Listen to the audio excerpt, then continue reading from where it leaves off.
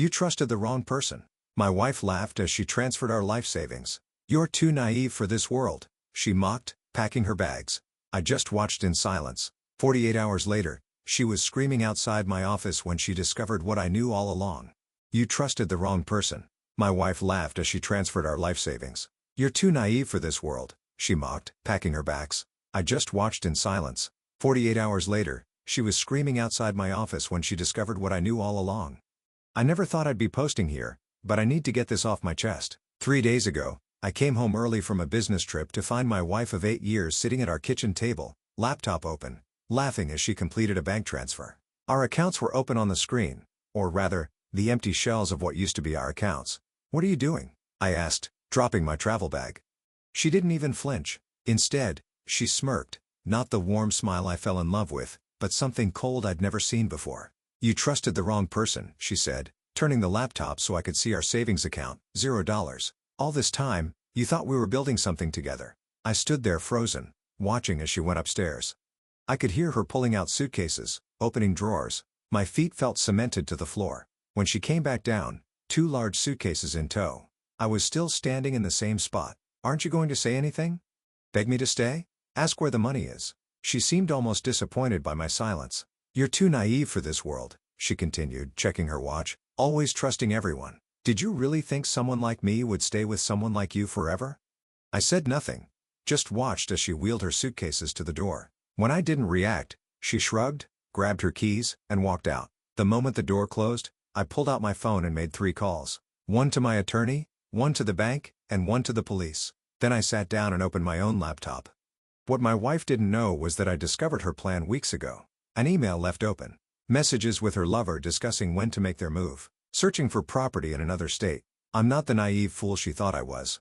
I've been documenting everything. Quietly moving most of our assets into accounts she couldn't access. Working with my attorney to protect what we built. The money she transferred. A decoy account. Just enough to make her think she'd gotten everything. Not enough to actually hurt me if she took it. It's been 48 hours since she left. This morning, she was screaming outside my office building. Security holding her back as she realized what I'd known all along. But I'm getting ahead of myself. Let me explain how we got here and what happened when she realized she wasn't nearly as clever as she thought. Edit, thanks for the support. Yes, I have backups of everything. No, I'm not planning to work it out. The evidence is damning AF. Update 1. First, thanks for all the supportive comments on my last post. Wasn't expecting this to blow up like it did. Some of you guessed parts of what happened, but the full story is even more twisted. Let me back up. About 2 months ago, I noticed my wife acting strange, always on her phone, taking calls in another room, staying late at work events she'd never mentioned before. Classic signs, right? But I didn't want to jump to conclusions. Then I needed to use her laptop when mine was updating. She'd left her email open, and there was an email from a real estate agent about a condo viewing in Florida. We live in Colorado. When I scrolled down, I saw dozens of emails about property viewings, all with someone named M included. I didn't confront her. Instead, I started paying attention. I installed a voice-activated recorder in our living room, legal in my state as I live there too. What I heard over the next few weeks made my blood run cold. He's such an idiot. Her voice clear as day. He actually believes I'm working late. 8 years of marriage, and he still trusts me completely. A man's voice. How much longer until we have enough? 2 more weeks. I've been moving it slowly so he doesn't notice. The counts will be empty by next Friday, and then we're free. Every night when she thought I was asleep, she'd talk to him, planning their new life with more money, our house fund, retirement savings, everything we built together. I went to my attorney immediately. We documented everything, created a paper trail, and I quietly moved the bulk of our assets into protected accounts, leaving just enough in our joint accounts to make her think she was getting everything. The day she made her move wasn't a surprise. I've been tipped off by my bank about unusual account inquiries. I cut my business trip short specifically to catch her in the act. The $42,300 she transferred, a fraction of what she thought she was getting. The real savings, the retirement funds, the equity from our investment property, all secured weeks before. Now for the update on what's happened since she left. She didn't realize anything was wrong until she tried to access the money she transferred. Turns out her lover, him, her former co-worker, had his own plans. He withdrew $30,000 from their account the same day and disappeared. Her frantic calls to him went unanswered. 2 days ago, she showed up at my office screaming that I'd somehow stolen her money, that I'd reported her to the bank for fraud. Security had to escort her out while she yelled that I'd tricked her. The police have now opened an investigation for attempted grand theft. The evidence is overwhelming. Recorded conversations planning the theft, email trails, bank records of her systematic transfers over weeks. Her text yesterday, "I didn't mean it. It was a mistake. We can work this out." My response, "I didn't bother sending one." My attorney says this is one of the cleanest cases of attempted financial fraud he's seen. "Usually, people don't document their crimes so thoroughly," he said. "Tomorrow is our first court hearing. I've submitted all evidence, including the recordings of her planning everything. Her attorney has already reached out about a settlement, but I'm not interested in settling. Some mutual friends have reached out saying I should try to work things out, that marriages go through rough patches. A rough patch is forgetting an anniversary, not systematically planning to steal our life savings and run away with someone else. I'll update after the hearing tomorrow. For now, I'm staying at my brother's place. He's been my rock through all of this." Edit. Some people are asking if there were signs before this. Looking back, yeah, small lies about where money was going. Sudden interest in our finances when she'd always been hands-off. Weekend work retreats that she'd delete from our shared calendar. Update 2. The hearing was yesterday, and it went exactly as my attorney predicted. Sorry for the delay in updating. Been processing everything. When I arrived at the courthouse, my wife was already there with her attorney. Not the high-powered lawyer she'd always threatened to use, but clearly overworked public defender who looked like he'd rather be anywhere else. My attorney had prepared me, but nothing could have readied me for the look on my wife's face when our evidence was presented. The judge listened as my attorney methodically outlined the case, the recordings of her planning the theft, bank statements showing systematic transfers, emails between her and him discussing their plans. My wife's face went from confident to panicked as the recordings played. Her exact words echoed in the courtroom. "He'll never figure it out. He's too trusting, too naive. By the time he realizes what happened, we'll be set up in Florida." Her attorney tried to object, arguing that the recordings were obtained without consent. But since Colorado is a one-party consent state and I was living in the home, they were completely legal. The most surreal moment came when her attorney asked for a brief recess. I watched as they argued in the hallway. My wife gesturing wildly, her attorney shaking his head. When they returned, her entire demeanor had changed.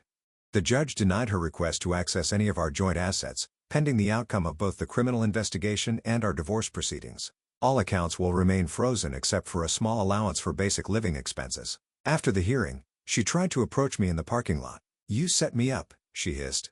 "You knew all along, and you just let me walk into this trap." I finally broke my silence. "No. You set yourself up. I just made sure you couldn't take me down with you." She started crying then. Not the fake tears I'd seen before, but genuine sobs. "What am I supposed to do now? After he's gone, he took the money. I can't access any accounts." "That sounds like a you problem," I said, getting into my car. "The fallout has been swift."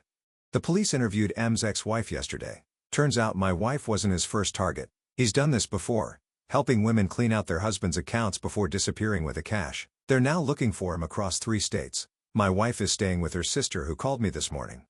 Apparently, my wife told her a completely different story, that I had been abusive, that she was escaping me, that I somehow framed her. Her sister wasn't buying it. She showed up with designer luggage and a new watch, her sister said. Doesn't exactly scream abuse victim to me. The most unexpected development came when my wife's parents called.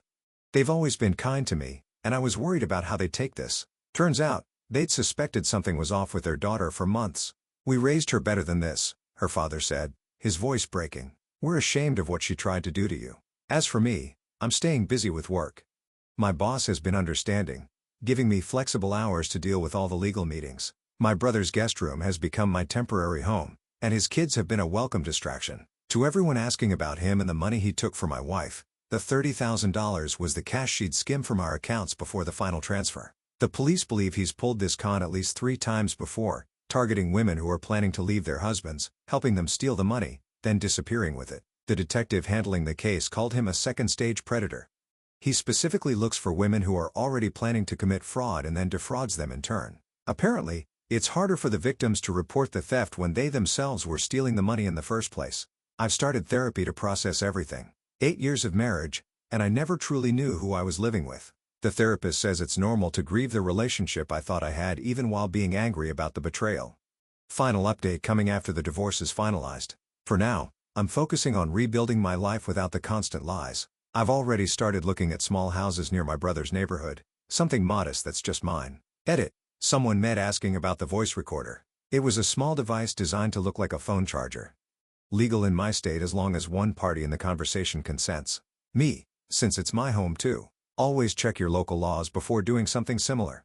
Final update. It's been exactly 6 months since my first post, and I promised a final update once everything was settled. The divorce was finalized last week, so here we are. The criminal case against my wife concluded with a plea deal. She agreed to plead guilty to attempted fraud in exchange for a reduced sentence, 18 months probation, mandatory financial counseling, and restitution payments. The judge was surprisingly lenient given that she didn't actually get away with the money, though her record will show a felony conviction. As for him, police caught him in Arizona trying the same scam with another woman. He's facing multiple fraud charges across several states. My wife was called to testify against him, which she apparently did reluctantly. Justice sometimes works in unexpected ways. The divorce proceedings were straightforward. With the evidence we had, her attorney advised her not to contest anything. She walked away with her personal belongings and her car. The house investments and retirement accounts stayed with me. The judge specifically cited her demonstrated intent to defraud in his ruling. I move into my new place, small but comfortable house near my brother's family. Nothing fancy, but it's mine, and there's something deeply satisfying about that. I've been having my nephew and niece over on weekends, teaching them to make pizza from scratch and watching movies. Those moments have been my healing. I ran into my ex-wife's sister at the grocery store last month.